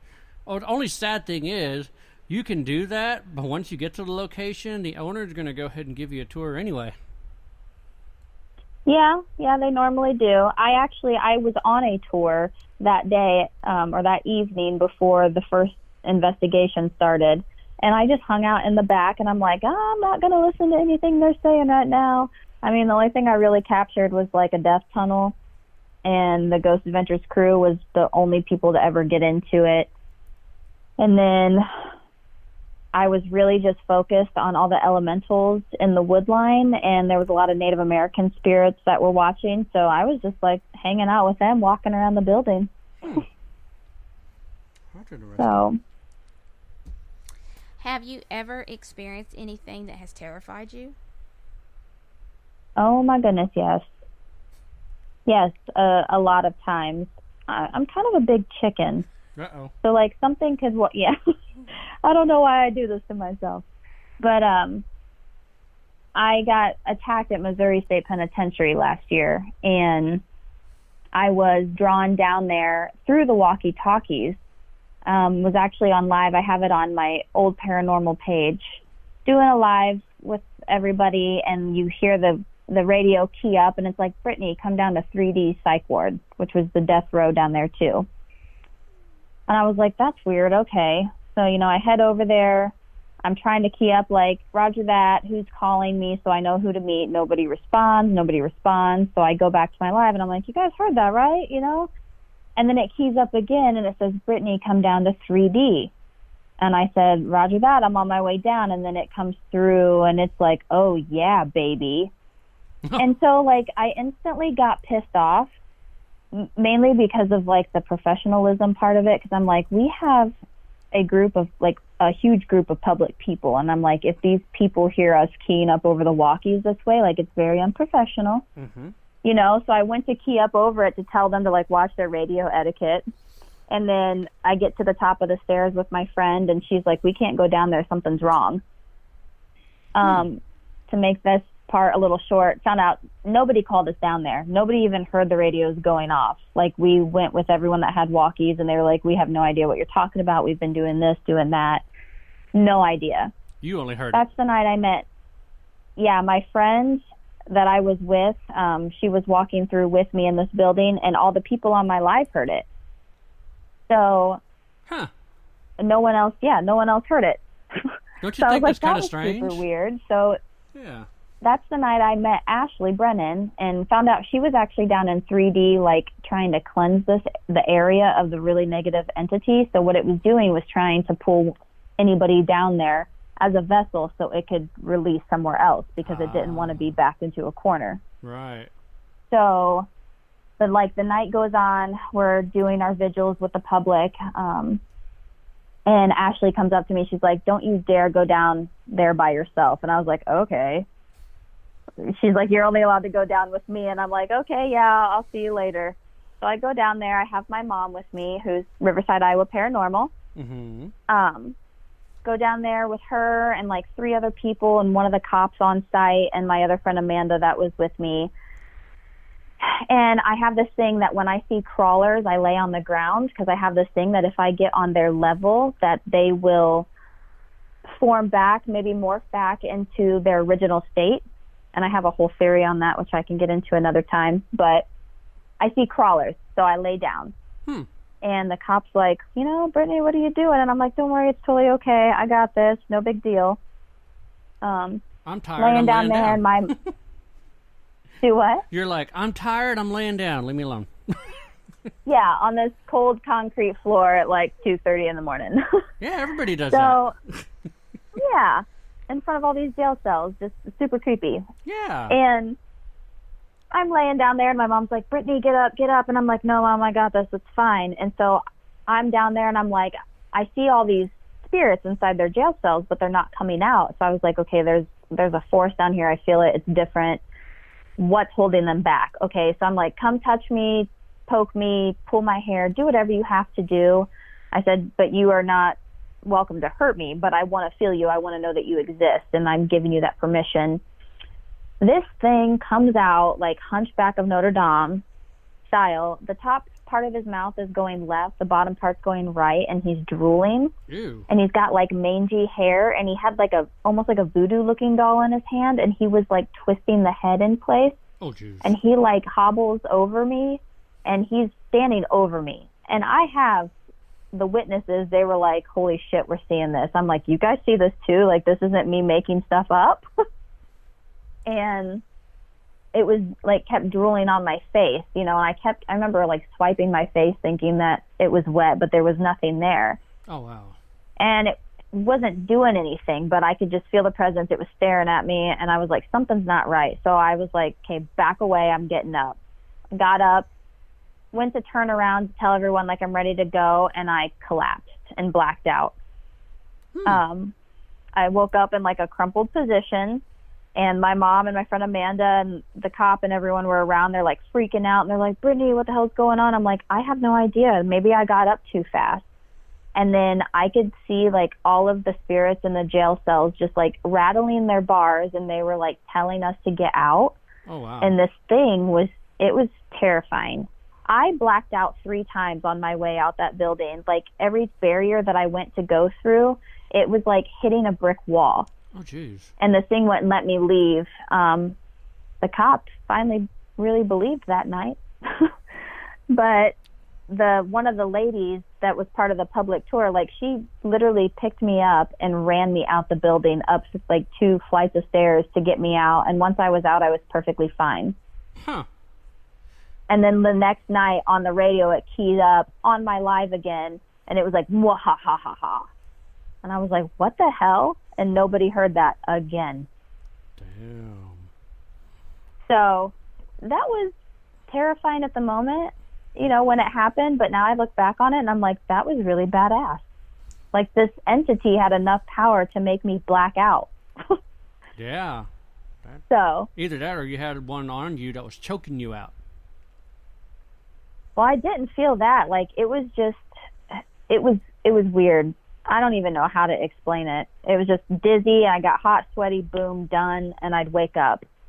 And then it happened again, and I was like pushed up against a cold window. And then just like couldn't pass through the doors. And I would literally like stop and like move back and forth like I was hitting something. And my mom and them were like, what are you doing? Let's go. And I'm like, I can't move. I can't do it. It won't let me go. Wow. So, and then at Edinburgh, just last month, I think it was in August, end of July, I got attacked pretty badly. I got into a casket and closed myself in it, and whoops. Like the whole night I was there, I'm like, I don't believe in any of you guys. You're gonna have to do something really intense to make me believe. Boy, they kicked my ass. I about blacked out. I puked twice, and then I was down the rest of the night. Like, I went to get up to go investigate, and it was like 3 a.m, and I just collapsed back on the couch. And I'm like, yep, okay, I guess they win. Wow. Be careful what you wish for. You know what? It's all for evidence. I don't do that all the time, but, you know, I was feeling froggy that night. It's all for science. I've heard that. Yep. It's all for science. Only for science. That's what it is. And to test my spiritual stuff, too. So. Wow, that's just... I'm just trying to visualize this person that has his jaw going one direction, his upper jaw going one direction, his lower jaw going the other direction. I'm trying to figure out what the hell happened to him. Someone just ripped his face apart in the prison? He did not belong there. He was brought in by other things. There was like a whole bunch of writing and symbols and stuff on the walls down there. Oh, wow. So it looked to us like someone was doing some sort of ritual, but it was Nordic stuff, which I thought was pretty interesting. Nordic, but he as didn't in belong Viking? there. Like symbols and stuff, like Viking, old Viking symbols and things, yeah. Wow. Huh. So that next night, like, Ashley and I went down with the whole group, and we, like, after the public was gone, or, you know, or doing whatever they were doing on free time, we went down there and had the Bible out. We did everything, and this thing kept coming at us and charging us, and to the point where, like, someone saw a face on the back of my mom's head. Oh, geez. Like, it was, like, forming into, like, different things and grabbing. It was really crazy. Damn. So. And I'm going to assume none of this is on camera, huh? No, not at that point, no. We were all holding on to each other. We were all in, like, a cluster, and it was this guy, James and I. He's a tour guide at Missouri State Penn, and him and I were in the front because it attacked me, and it would always, like, attack him when he would go do tours down there. All right. So we stood our ground in the front to be like, you know what, you're not going to scare us anymore. Come at us. Like, we can battle this out. And then everyone else was kind of like filed in back, but we were all touching one another for energy, you know, so no one would get weak. And Ashley was doing her thing because she's a demonologist, so she was going to town with that. So it was an interesting evening, that is for sure. Well, the question is, did she rid it, or is it still there? She got rid of it out of that building, and then it moved buildings. But we were actually there on the anniversary of the riots, so it was a crazy night anyway. But yeah, that place is so on. I don't know. That place is on our bucket list. I want the Missouri State Penn. Penn. It's amazing. I want the Moundsville Penn, Eastern State, and then I'm happy. Well, heck yeah, Missouri State is amazing, and the people that work there, they're great people. So you make family there. That's cool. That's good to know. Yeah. So to back up a little bit, you said that when you returned 18, I know you had joined the Army and served 5 years in active duty with deployment to Iraq. You stated that you did investigations over there, correct? Well, I did what I could over there. There wasn't really much I could do. I always had a recorder on me, even when I deployed. And if I was, like, walking around the fort, you know, at night, then I would do EVP sessions. Gotcha. Majority of the time, I was on mission, so I wasn't really around. But any sort of fob or cob that I went to, I would try and do what I could, even if it meant sitting in the middle of, like, some field in my truck, and I'm like, there's got to be something out here, right? Well, did you get anything? So, yeah, not really anything. No, nothing too exciting. So, but I still did it. Now check I this was out. bound and determined. Yeah, now check this out. This is what's really odd, is people are getting stuff at the Civil War, and here you are in another country and not getting anything. Isn't that just kind of odd? Yeah, I've thought about that too, but honestly, it could have been my fault too, because I had my mindset somewhere else. Like, I'm in war. I shouldn't be free time doing something like this. I should be strategizing, like, what's going to happen this next mission and do things like that. So right. It could have been I was closed off to that too, but trying to be open, I don't know. That was just a weird time for me in my mind. So it honestly could have been my fault. Have you ever wanted to go back there to see if there were haunted locations there, since no longer in the war or anything? I would love to do that. I've always had this weird love-hate relationship with Iraq. So, but I definitely would go back there. And I went to a few places that gave me the heebies. So I'd be curious to see what it's like in a different country. It should be different. I want to go to Egypt. I want to go to Egypt. Oh my gosh, me too. That is a bucket list. Yes, it is. Well, two of my bucket lists are going to be next year. We're going to, we're taking the paranormal journey into the unknown overseas. We're heading to London and Ireland. We get to investigate castles. I'm dying to get into a castle. I'm so jealous right now. Lamp Castle, and I think the other one is the Blackwell Castle? I believe so. That's where the hotel's at. And we're going to Belfast. Yep, we're going to Belfast. What? Yep, we're going to Belfast for the Titanic. Because I'm super jealous. Just keep rubbing it in, guys.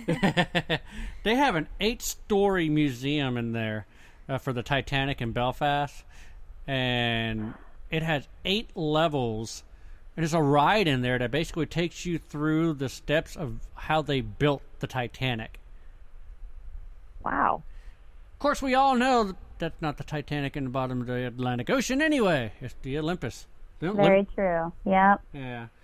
So, of course they wouldn't leave a ship like that down there. So I know, right? Well, I did a lot of research on it. I already know exactly what happened. But the really cool thing is there is a place. It's in London, isn't it? It's outside of London. Outside of London. I'm trying to think. It starts with an A. But there's this huge hotel that's outside of London where they took all the furniture out of the quote-unquote Olympic, which is the Titanic, and put it into the hotel. The hotel has the grand staircase. It has the first-class dining. Yeah, it's basically when they dismantled the boat and turned it into scrap, because that's what happened to the Olympus. They took everything that could be repliable and reusable and put it into a hotel. And they've got some of the staterooms decorated according to what it would be on the boat. Mm-hmm. And the grand dining room is just like you're going into first class. And I told him we go. Wow, that's awesome. Yeah, I told him we go, we're going. Yep. All the pictures, guys. I need to see them all. Oh, yeah. Most definitely. I'm trying to figure out what the name of that place is. It's at the hotel in London. London. I'm trying to figure out where it would be considered Olympus. It wouldn't go up as... where the heck is it? It would be under Olympus, not Titanic. Is it under Olympus? Yes. Are you sure? Yes, because they call it the Olympus Grand Staircase.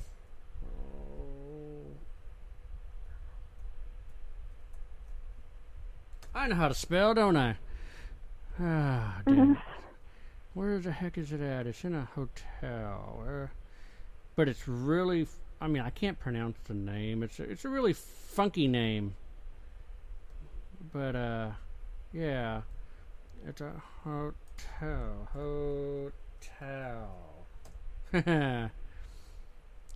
Hotel London... No. It starts with an A. There it is. When do you guys leave for that? It's the White Swan Hotel in Alnwick. Yeah, it's outside of London. It's 20 minutes outside of London. Yep.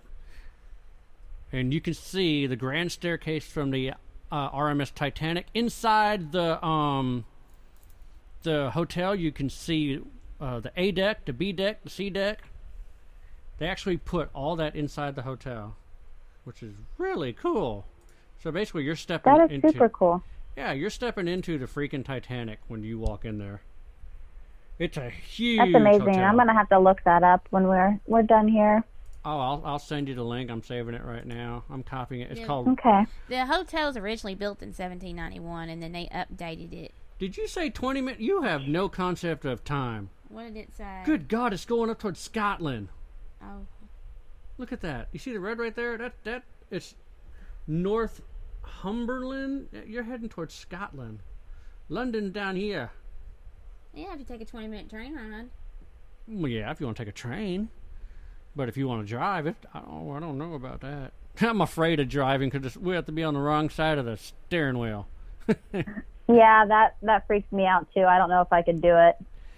I don't know. I'll just ride on the back of a moped everywhere. Right? So inside this Heck hotel, yeah. they have the Olympic Suite at the White Swan Hotel, the marble fireplace from the RMS Olympic, which is, of course, the Titanic, the stained glass window in the Titanic, detailed carvings above the suite entrance door, the ceiling decoration from the Titanic, staircase from the Titanic, paneled walls from the Titanic. I mean, it's all in there. And That's insane. It looks... You think all that has trapped energy?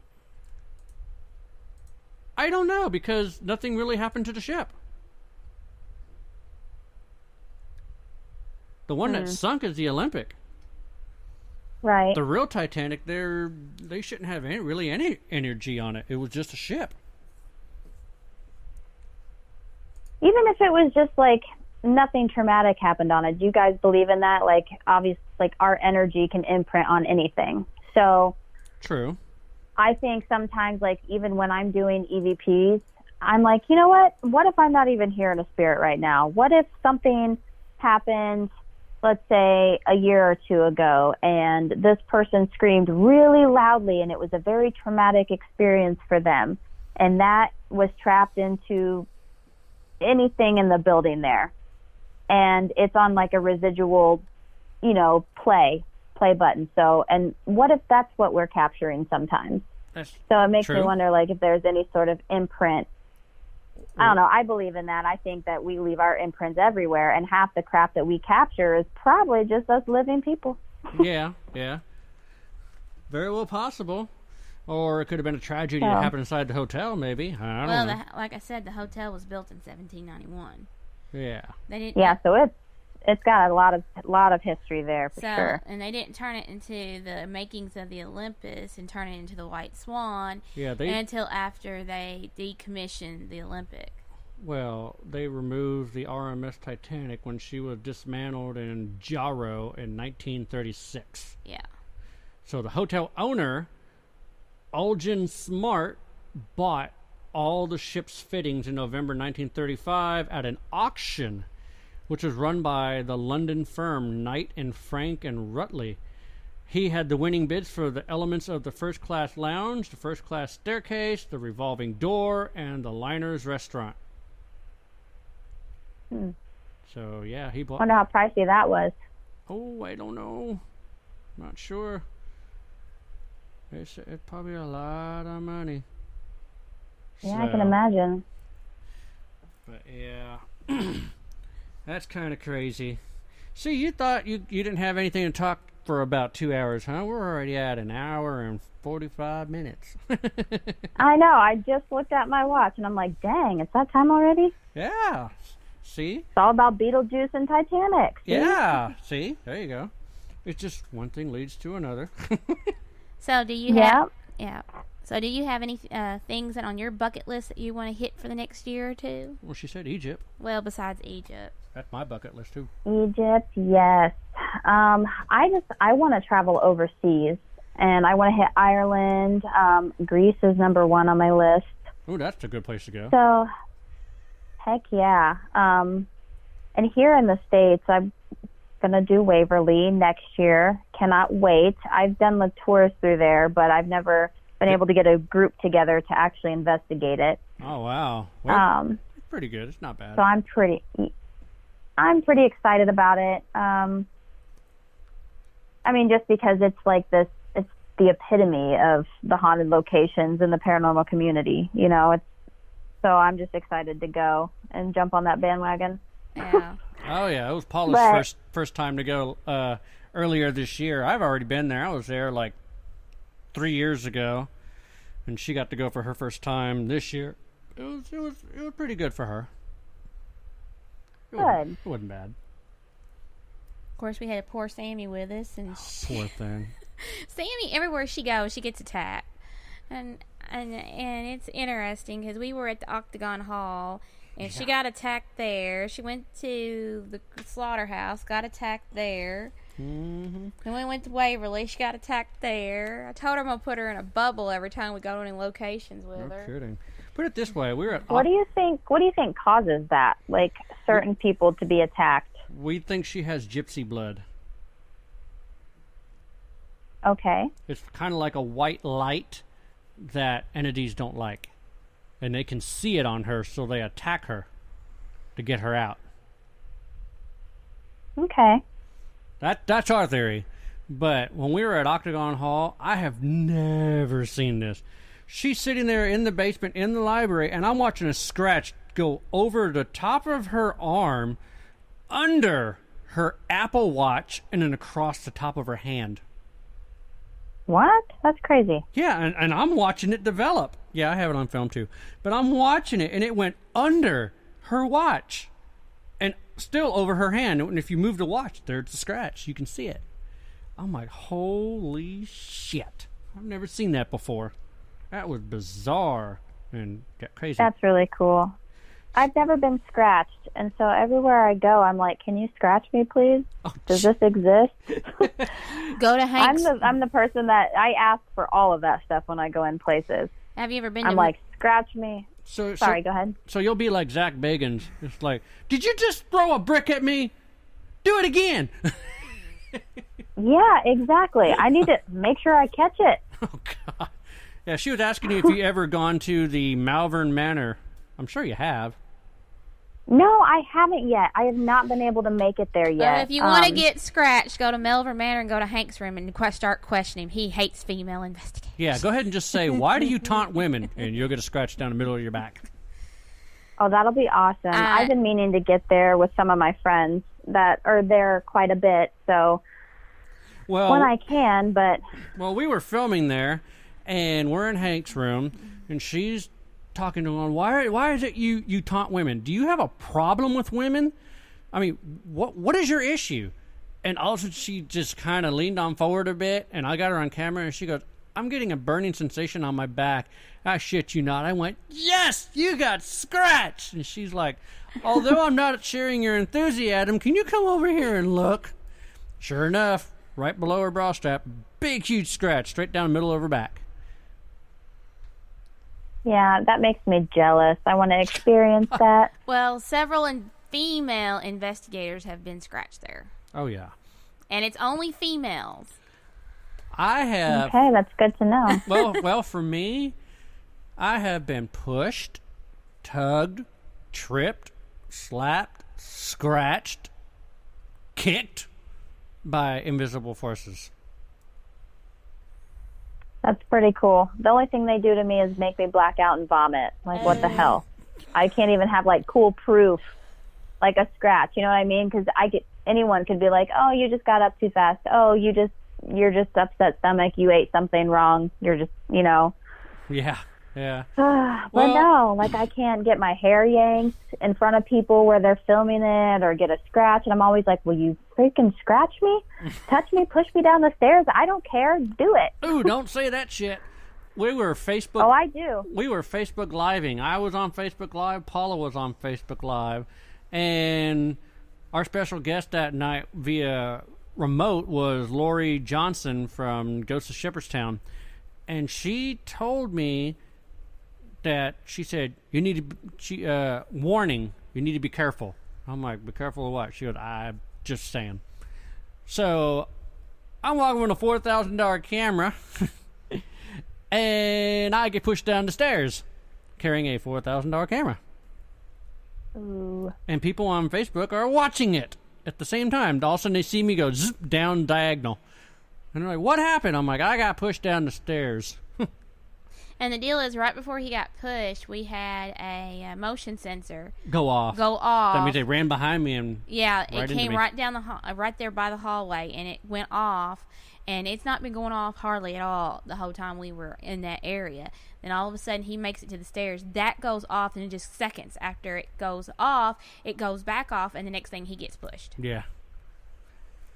That's awesome. No, not really. And I'm glad you're okay. Awesome. For evidence. I was like, for science. Yep, we're doing it for science. No, it's like all of a sudden I'm going down. I am leaning up against the wall and dragging myself down because I don't want to damage the camera. She's like, what happened? I go, I got pushed. How's the camera? I did. Yeah, exactly. I would have done the same thing. That's $4,000. Camera's fine. Shoulder hurts, but I'm doing good. Thank you.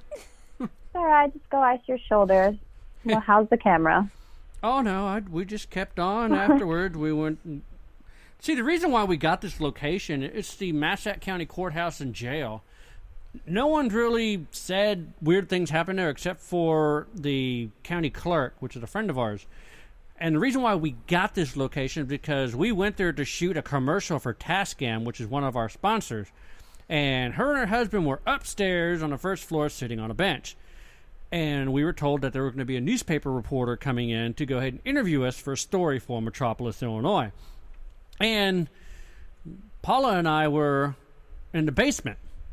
And we're doing an EVP session down there, and she'd got her camera, and all of a sudden it's starting to do like a face recognition, and it's starting to shoot pictures. It's like it's seeing something, but it's taking pictures because it's recognizing.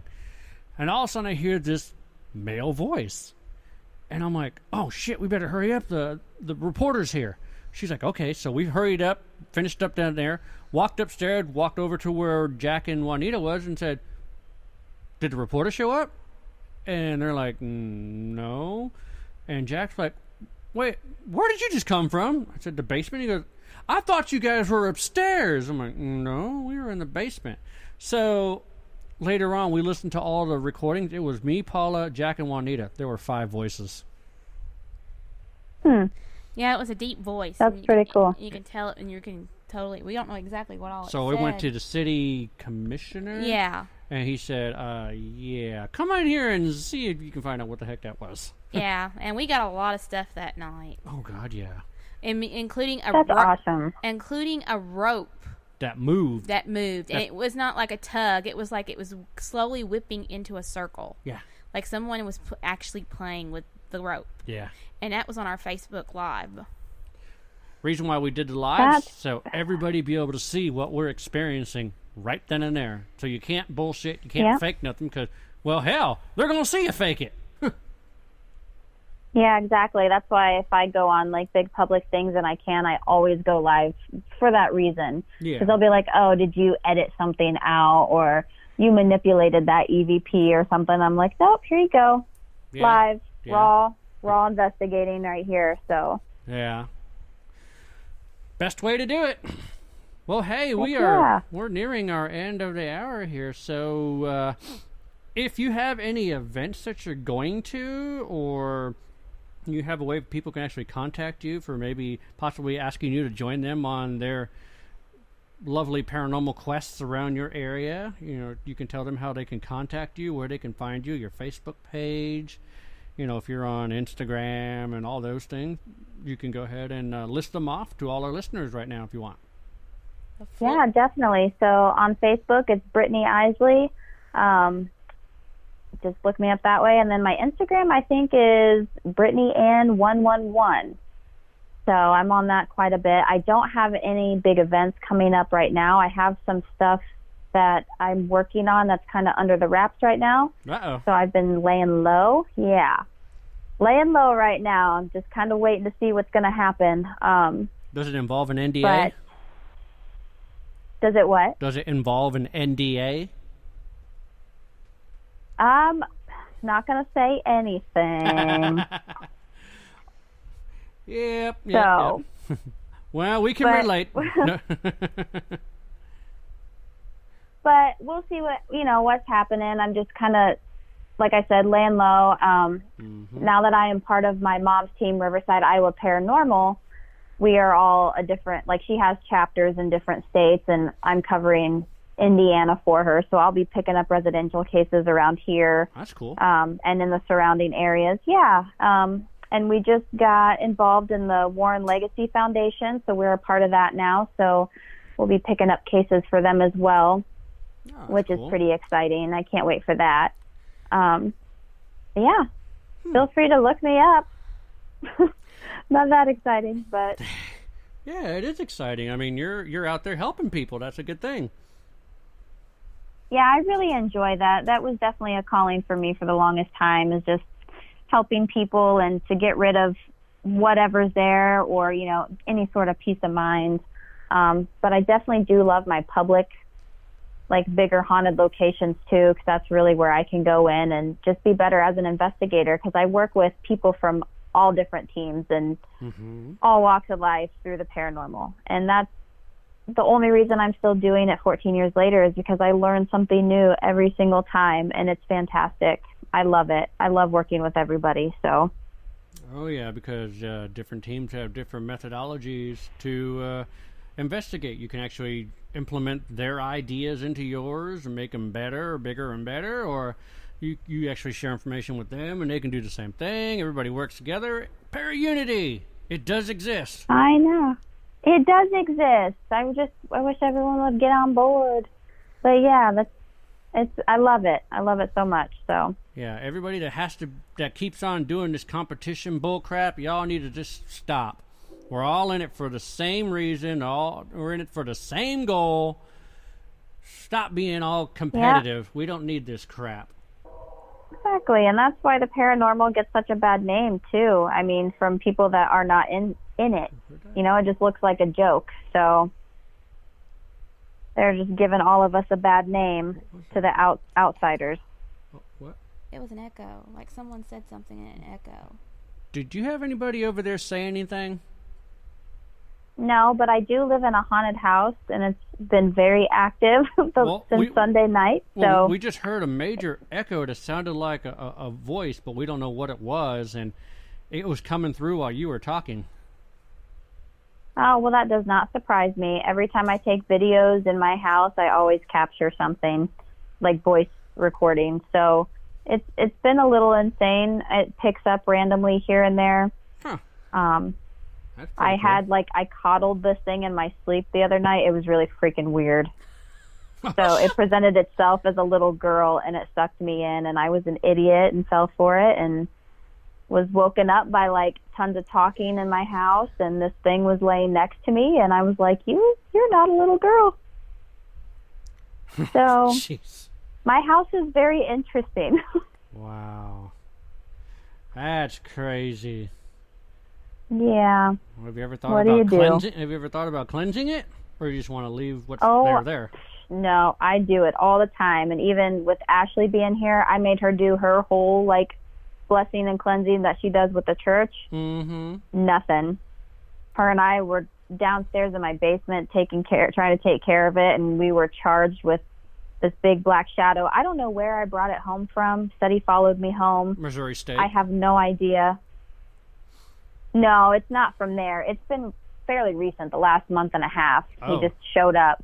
But it shows itself as a female and then a little kid, but I know it's a male.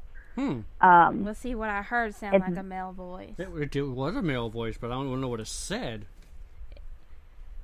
Yeah, this thing is not very friendly. It yells at us over her DR60, and it was not happy. I came upstairs, she wanted me to leave her by herself in my basement, and I have just this little bitty hook to close the basement door. Yeah. So my kids don't fall down the stairs. Right. So I come upstairs, and my boyfriend was on nights at the time, and I'm talking to him at break. I didn't lock the door. I sit down, I can see my basement door, and I hear a large thump.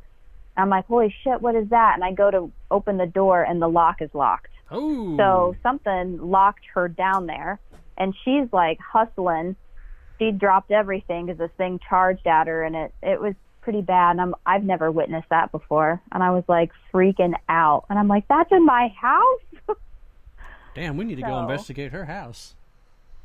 Hey, it's active. You'll catch something. Every time I run recordings, there's always something on it. Oh, we'll have to plan to come out there and investigate your house. Who knows? You might have. Deal. Bring it on. So, well, all right. We had a great time with you tonight. I'm hoping that you had a blast and you'd like to come back on at a later time with us. Heck yeah, I would love that. Thanks for having me, guys. Hey, not a problem.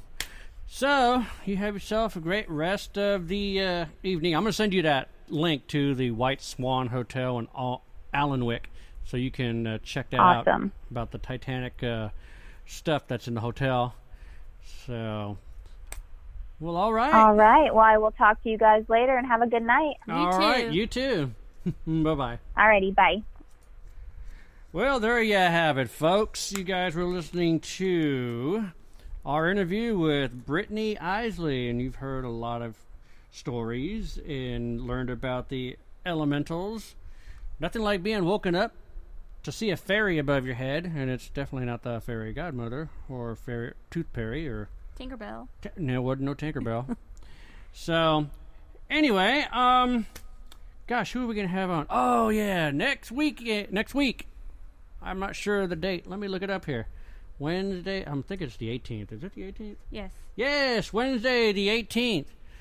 We will be joined by the founder of Fox Valley Ghost Hunters, Craig Nearing, and a lead investigator from Fox Valley Ghost Hunters, Melissa Clevenger. So tune in, 8 p.m., September 18th. So, everybody have yourself a great rest of the evening. We're signing off. Good night. The Phantasmic Journey Podcast is brought to you by Tascam and Amazon Studios. For more than 30 years, Tascam has developed products for every segment of the sound and music industry. From the high-end audio professional in a major post-production studio to the novice of hobbyist at home, Tascam is everywhere. They are a company committed to providing their customers audio and video solutions that enable breakthroughs by using sound in ways that are exciting as they are accessible, even recording the voices of the dead. You asked for a non-scripted paranormal TV show. You begged for a non-staged paranormal TV show. You begged and you pleaded, and we have listened. We present to you Season 1 of The Paranormal Journey into the Unknown. It was released October 31st, 2017. In this series, we show you what it's like behind the scenes and conducting a real paranormal investigation. Join Gavin Kelly, Colin Purcell, and their special guests to seek out the existence of life after death by going to numerous haunted locations such as jails, hospitals, battlefields, and museums, collecting compelling evidence by means of video, photography, and EVPs. In this season, the crew investigates the St. Albans Sanatorium, Old South Pittsburgh Hospital, Jailhouse Pizza, and the famed Monroe House. And you can watch Season 1 of The Paranormal Journey into the Unknown on Amazon.com right now. Season 2 and 3 will be coming soon.